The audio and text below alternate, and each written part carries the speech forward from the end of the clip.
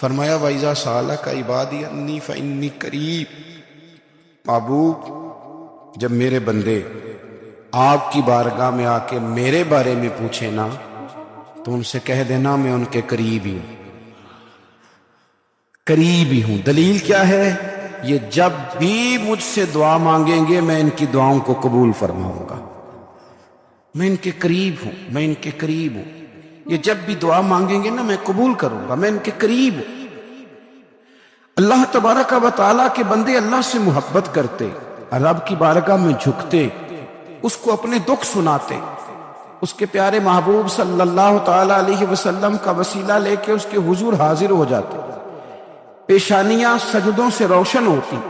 ہم نہ ہر چیز کے لیے وقت نکالتے ہیں، ہر چیز کے لیے، لیکن عبادت کے لیے وقت نہیں نکالتے۔ ہر شے آباد ہے، ہر شے، ہماری فیس بک بھی آباد ہے، واٹس ایپ بھی آباد ہے، ہمارے ٹویٹر بھی آباد ہیں، ہماری ہر چیز آباد ہے۔ سب سے کم آباد ہمارا مصلی رہ گیا ہے، سب سے کم۔ وہ لوگ اب ڈھونڈنے سے ملتے ہیں جن کی بغل میں مصلی ہوتا تھا۔ میرے بھائی، آپ کتنا کو دنیا کے پیچھے بھاگو گے تھکا دے گی، کتنا دولت کے پیچھے بھاگو گے تھکا دے گی۔ آپ جب اپنی زندگی میں جمع تفریق کرو گے نا تو مرتے وقت احساس ہوگا کہ سارا کچھ تو لوگوں کے لیے کیا، اپنے لیے تو کر ہی کچھ نہیں سکے۔ اور ہم عبادت کے معاملے میں بہانے بازی بھی کرتے ہیں۔ ہم کہتے ہیں اوہو رزق کمانا بھی تو عبادت ہی ہے نا، تو میں حلال روزی کے لیے جا رہا ہوں، یہ بھی تو عبادت ہے۔ میری طرح کے لوگ کہہ دیتے ہیں کہ میں سویرے اٹھ کے مدرسے میں کچھ اسباق دیکھتا ہوں تو یہ بھی تو عبادت ہے، میں بیان کرنے کے لیے مطالعہ کرتا ہوں تو یہ بھی تو عبادت ہے نا، اتنے لمبے سفر کر کے ملک میں دنیا میں گھومتا ہوں تو یہ بھی تو میں عبادت ہی کر رہا ہوں۔ اب اسپیشل نفلوں کے لیے وقت کس طرح نکلے، اسپیشل کر کے تسبیح میں کیسے چلاؤں، میں سارا کچھ ہم بہانے بنا لیتے ہیں نا۔ میرا سوال یہ ہے کہ یہ ساری باتیں صحابہ کو، نبی کریم کو، دیگر لوگوں کو بھی تو پتہ تھی نا، لیکن آپ غور تو کریں، 23 سال حضور کو وقت ملا، مختصر وقت ظاہراً تبلیغ کرنے کے لیے، پوری دنیا میں دین بھی پھیلانا ہے۔ گھر میں 11 ازواج ہے، 4 بیٹیاں ہیں، ان کی اولادیں، سارے کام کاج بھی دیکھنے، لیکن سیدہ طیبہ طاہرہ حضرت عائشہ صدیقہ رضی اللہ تعالیٰ عنہ فرماتی ہیں سارا دن تبلیغ کرتے، ہر غلام کے دکھ سنتے، گھر میں آتے تو اپنے گھر والوں کا خیال کرتے، کام میں ہمارا ہاتھ بٹاتے۔ قربان جاؤں، کہتی ہیں زمانہ سارا سو جاتا لیکن آمنہ کے لال مصلی بچھا لیتے۔ دنیا سو گئی، ساری سب سو گئے، جو خدام تھے، وہ جو غلام تھے وہ سو گئے۔ صحیح مسلم میں لفظ ملیں گے، سیدہ پاک فرماتی ہیں او میرے نبی کے غلاموں، میں نے یہ رنگ بھی دیکھا ہے کہ حضور نے اتنا کھڑے رہے، اتنا قیام کیا، اتنا قیام کیا کہ مقدس پیروں میں ورم آ گئے، سوج گئے پیر، اتنے بڑے۔ دل پہ ہاتھ رکھ کے نہیں بتا سکتا کہ میرے کبھی نماز میں پیر سوج گئے، کوئی نہیں بتا سکتا۔ بچوں کی روٹی کماتے تھک گئے بات الگ ہے، ہم سیر کرنے گئے تو تھک گئے بات الگ ہے، لیکن عبادت میں یہ بھی تو مسلم شریف ہے نا، یہ بھی تو دین ہے نا، یہ بھی تو حضور کی سنت ہے، یہ بھی تو وہ چیز ہے جو کریم کی آنکھوں کی ٹھنڈک ہے۔ سیدہ فرماتی ہیں پیروں میں ورم آ گئے، اور ساری رات ہی حضور نے نماز پڑھی اور ایک ہی آیت بار بار دہرائی۔ مسجد نبوی میں بلال حبشی نے فجر کی اذان دے دی اور حضور ابھی مصلی پہ تھے، کریم فارغ ہوئے۔ میں نے عرض کی یا رسول اللہ صلی اللہ علیہ وسلم، آپ کے تو صدقے اللہ اگلے پچھلوں کے گناہ معاف کرے گا، تو آپ اتنی آہوزاری کیوں فرماتے ہیں؟ آپ تو شفیع ہیں، آپ تو انبیاء کے امام ہیں۔ تو حضور نے فرمایا عائشہ تم نے گنوایا ہے نا میرے اللہ کی مجھ پر کتنی رحمت ہے، افلا اکون عبدا شکورا، فرمایا اگر اس نے اتنی نعمتیں دی ہیں تو کیا میں اس کا شکر گزار بندہ نہ بنوں، میں شکر گزار بندہ نہ بنوں اس کا؟ پھر اگر اتنی نعمتیں اس نے دی ہیں، مجھے اتنا نوازا ہے، تو پھر میں اس کے سامنے سجدے نہ کروں؟ او میرے بھائی، بڑے قابل فخر لوگ ہیں ہم کہ ہم نبی پاک کے غلام ہیں، ہم قابل فخر ہیں کہ نبی کریم کے غلام ہیں، کیا کبھی اس غلامی کے شکرانے میں بھی 2 نفل پڑھے کہ یا اللہ تیرا شکر ہے تو نے ہمیں حضور کا غلام بنایا ہے؟ یاد رکھیں کہ اپنی روحانی زندگی کو آباد کریں، استغفار پڑھیں، تسبیحات کریں۔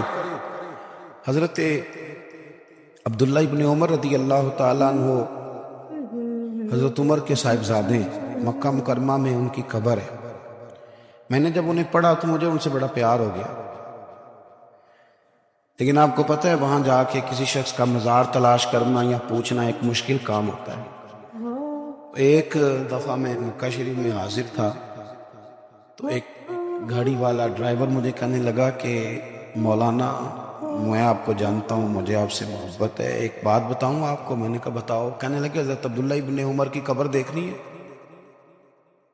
میں نے کہا یہ تو نہیں کہہ رہا، یہ کسی نے بندوبست کرایا ہے، یہ اللہ نے تیرے دل میں بات ڈالی ہے، یہ ہو گیا تو لے چل مجھے۔ حضرت عبداللہ ابن عمر کو نبی پاک نے فرمایا تھا راجل صالح، یہ نیک بندہ ہے، یہ متقی آدمی۔ حضرت عبداللہ ابن عمر رضی اللہ تعالیٰ عنہ سیدنا فاروق اعظم رضی اللہ تعالیٰ عنہ کے صاحبزادے ہیں، اور ان کی ہمشیرہ سیدہ حفصہ رضی اللہ تعالیٰ عنہ حضور کی زوجہ محترمہ۔ ایک دن اپنی ہمشیرہ سے کہنے لگے کہ نبی کریم صلی اللہ تعالیٰ علیہ وسلم گھر میں آئے نا، اور اگر حضور غم امت میں پریشان نہ ہو، طبیعت کو حشاش بشاش دیکھو، تو ذرا پوچھنا تو صحیح حضور کا میرے بارے میں کیا خیال ہے، پوچھنا تو صحیح کہ کریم کی بارگاہ میں میرا کیا مقام ہے، میرے بارے میں حضور کیا فرماتے ہیں۔ اب بہن کو کام بتائے، اور بتائے بھی بھائی، اور پھر بہن وہ کام نہ کرے، یہ تاریخ میں ہوتا نہیں۔ حضرت عمر فاروق رضی اللہ تعالیٰ عنہ کی صاحبزادی ام المومنین رضی اللہ تعالیٰ عنہ فرماتی ہیں کہ میں تو بس منتظر تھی۔ انہوں نے تو کہا تھا نا کہ اگر تم حشاش بشاش دیکھو تو بات کرنا، لیکن حضور تشریف لائے، میری باری تھی، میرے گھر تشریف لائے، کھانا پیش کیا تو فوراً میں نے عرض کی حضور ایک بات پوچھنی تھی۔ حضور نے فرمایا پوچھئے۔ میں نے عرض کی حضور میرے بھائی عبداللہ ابن عمر کے بارے میں آپ کا کیا خیال ہے؟ نوجوانوں میری بات پہ غور کرنا، میرے بھائی کے بارے میں آپ کا کیا خیال ہے؟ تو نبی کریم صلی اللہ تعالیٰ علیہ وآلہ وسلم نے میری طرف دیکھا، اور پھر حضور زیر لب تھوڑا مسکرائے، اور بریلی کے امام کہتے ہیں کہ حضور مسکرا دیتے تھے نا تو جو بڑا دکھی ہوتا تھا وہ بھی ہنس پڑتا تھا۔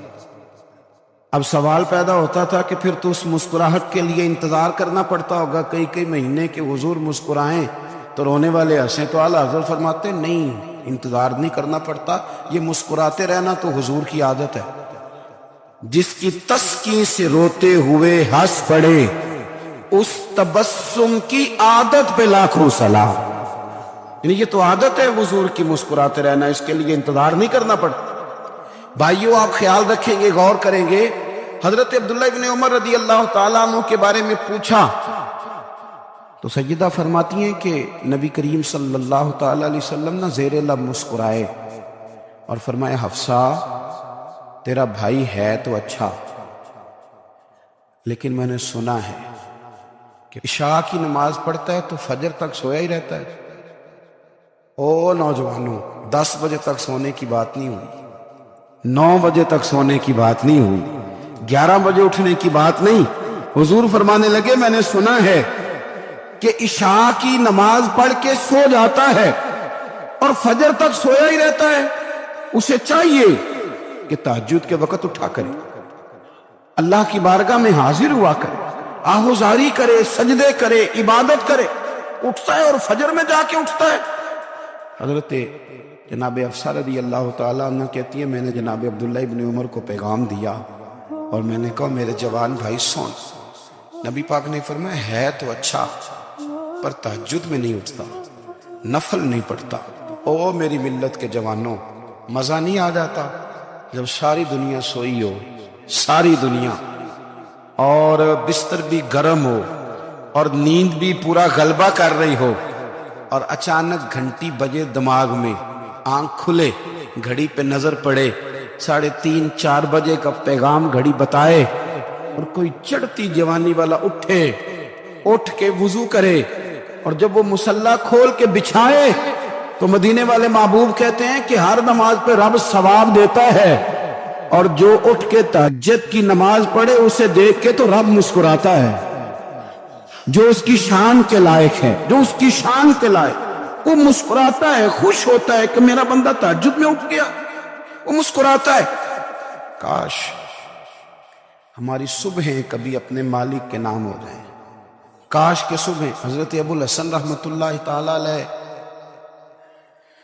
حضرت معاذ ابن جبل رضی اللہ تعالیٰ عنہ کے پاس بیٹھا کرتے تھے، فرماتے ہیں ان سے جو پیار بڑھا تو پھر میرا مصلی سے بھی بڑھ گیا۔ تابعی ہیں، فرماتے ہیں صحابی رسول سے محبت ہوئی تو ذکر سے بھی ہو گئی، پھر درود شریف سے بھی ہو گئی، محبت ان سے بڑھی تو پھر اللہ نے مسجد کا پیار بھی بڑھا دیا۔ آپ فرماتے ہیں کہ میری ہر وقت طبیعت چاہتی تھی کہ بس اللہ اللہ کروں، بس اللہ اللہ کروں، بس نہ میں ذرا تھوڑی جان چھڑاؤں لوگوں سے، کوئی 10 منٹ ملے تو میں کوئی 4 نفل پڑھ لوں، میں تھوڑا سا نہ بچوں لوگوں سے، اور مجھے تسبیح ملے تو میں نہ کچھ 400-500 دفعہ استغفار پڑھوں، سبحان اللہ، الحمدللہ، اللہ اکبر، لا حول ولا قوت الا باللہ، میں نہ تسبیحات پڑھوں۔ فرماتے ہیں کہ بچے تھے گھر میں 6-7، غربت تھی، کام ملتا کوئی نہیں تھا، اور میں کام چور نہیں تھا، کام ڈھونڈتا تھا، پر اللہ کی قدرت کے کام نہیں ملتا تھا۔ فرماتے ہیں کہ میں نے ایک دن اپنی اہلیہ سے کہا کہ آج میں پھر جاتی ہوں کام ڈھونڈنے، تو میری بیوی بڑی فرما بردار تھی، پر اس دن نہ غربت کے ہاتھوں تنگ آ کے کہنے لگی آج نانا کوئی تو چیز لے کے آیا، تو مجھ سے بچوں کی بھوک نہیں دیکھی جاتی، یہ سب روگاں دا روگ محمد جس دا نام غریبی، کنڈ بلا کے لنگ جاندے نہیں دوست یار قریبی، آج نہ کچھ لے کے آیا تو میں بچے لے کے چلی جاؤں گی۔ شیخ فرماتے ہیں کہ میں بڑا پریشان گھر سے نکلا، پر میں نے صبح سے لے کے زور تک کام ڈھونڈا، کام ملا کوئی نہیں، تو میرے دل میں خیال آیا چلو کام نہیں ملتا تو اللہ اللہ تو کرے نا، چلو بندوں کی مزدوری نہیں ملتی تو رب کریم کی عبادت ہی کرتے ہیں۔ فرماتے ہیں کہ میں نے نا فرات کے پانی سے وضو کیا، نہر کے، شدید دھوپ تھی، ساتھ ریت تھی اور ریت تپ رہی تھی، میں نے اپنا رومال وہیں مصلی کے طور پر بچھا لیا، اور فرماتے ہیں کہ زور سے لے کر عصر تک نماز پڑھی، دھوپ بھی پورے زور پہ، پر میرے سجدے کا ذوق بھی پورے زور پہ۔ فرماتے ہیں سورج بھی چمک رہا ہے اور رب کی عبادت کا ذوق بھی پورے زور پہ، میں سجدہ کروں تو پھر میرا اٹھانے کو جی نہ چاہے۔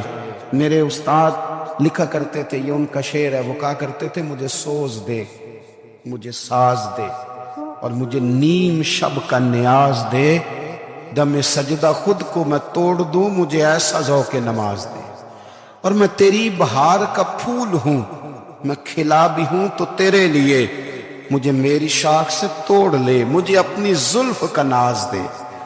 بھائی فرماتے ہیں کہ عصر تک میں نے نفل پڑھے، دل ڈھلنے لگا، عصر کی نماز پڑھی اور میں وہاں سے چلا۔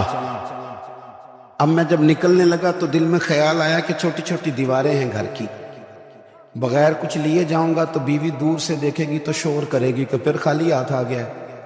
کہتے میں نے اپنے اسی رومال میں جس پہ میں نے نماز پڑھی تھی نا، رومال میں کی آخی دے پنجابی جی صافہ، کہتے ہیں اسی میں نا میں نے کچھ ریت بھر لی کہ وہ دور سے دیکھے گی تو سمجھے گی کچھ لے کے آیا ہے، چلو جا کے اسے بتا دوں گا کہ آج پھر مزدوری نہیں ملی۔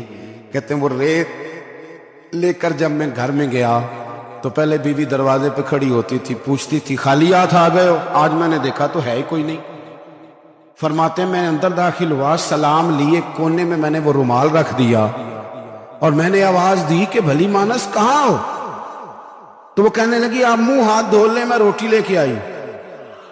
میں نے کہا روٹی کہاں سے آ گئی؟ یہاں تو کئی دنوں کے فاقے، تو کئی دنوں کی غربت ہے، یہاں تو اس گھر میں تو فقیری ہے۔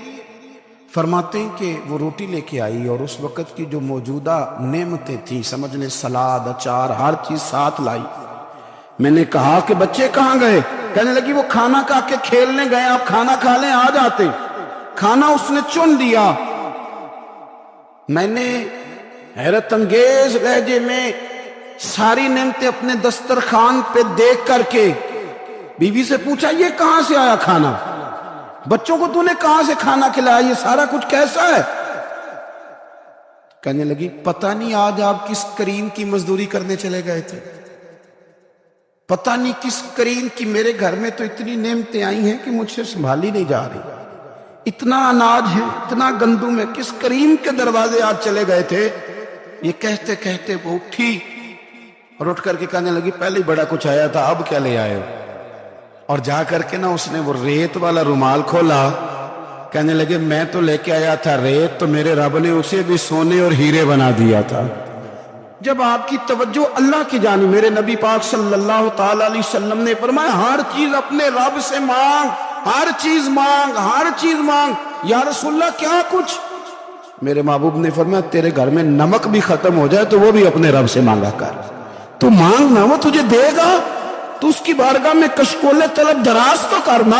اور ترمذی شریف میں عجیب لفظ ہیں، رسول کائنات نے فرمایا، رب کریم فرماتا ہے جب میرا بندہ ہاتھ اٹھاتا ہے نا تو مجھے حیا آتی ہے کہ میں خالی کیسے لوٹا دوں اس کے۔ اتنے بڑے بادشاہ کی بارگاہ میں دعا کی بڑی طاقت ہے۔ میرے نبی پاک نے فرمایا دعا مومن کا ہتھیار ہے، دعا مومن کا، دعا مومن کا۔ حضور نے فرمایا تقدیر کو سوائے دعا کے کوئی چیز نہیں بدل سکتی۔ دعا مومن کا ہتھیار ہے، یہ کافر کے پاس کوئی نہیں، یہ ہتھیار ہے مومن کا۔ اللہ کرے آپ کو سمجھ آئے، پھر سنیں، کئی بار کہہ چکا ہوں یہ ہتھیار ہے۔ کافر کے مقابلے میں جو تیرے پاس سب سے بڑا ہتھیار ہے وہ دعا ہے۔ دعائیں کرانی چھوڑ دی، کرنی چھوڑ دی، لینی چھوڑ دی۔ حضرت سیدنا انس بن مالک رضی اللہ تعالیٰ عنہ فرمایا کرتے تھے میں نے وہ رنگ دیکھا ہے جب حضور دعا مانگتے تھے اور حضور کی مقدس آنکھوں میں آنسو بھی ساتھ ہی بہا کرتے تھے، میں نے وہ انداز دیکھا۔ بھائی اپنا مصلی کا، عبادت کا، وظائف کا، اللہ اللہ کا سلسلہ اس کو مضبوط کریں، اپنی دعاؤں کے تعلق کو مضبوط کریں۔ دعائیں بڑے انقلاب برپا کر دیتی ہیں۔ ہم تھوڑے تھوڑے نا جب سے خشک ہوئے ہیں نا، خشک، اور میری تو جماعت ہی صوفیاء کی جماعت تھی، ہم تو داتا علی اجمیری کی جماعت سے، ہم تو خواجہ اجمیری کی جماعت سے، ہم تو شیخ احمد فاروق سرہندی کی جماعت سے، ہم تو صوفیاء کی جماعت۔ ہماری جماعت نے بھی وہ تعلق جو ہمارے بزرگوں نے بنایا، بزرگ اللہ کے قریب کیسے جاتا ہے؟ ہمارے یہاں نا بہت سارے لوگ کہتے ہیں جی نظر ہو گئی تو کام ہو گیا۔ بھائی جو بخاری مسلم میں طریقہ ہے نا اللہ کا قرب پانے کا وہ تو نفل ہے۔ نبی کریم علیہ السلام نے فرمایا بندہ نفلوں کے ذریعے رب کے قریب جاتا ہے، اور اتنا قریب جاتا ہے کہ پھر اللہ اس کی زبان بن جاتا ہے، اللہ اس کی آنکھیں بن جاتا ہے، کان بن جاتا ہے، ہاتھ اور پیر بن جاتا ہے۔ تو یہ تو عبادت ہے، یہ تو اللہ کی بارگاہ کی حاضری ہے جو آپ کو اللہ کے قریب کرے گی۔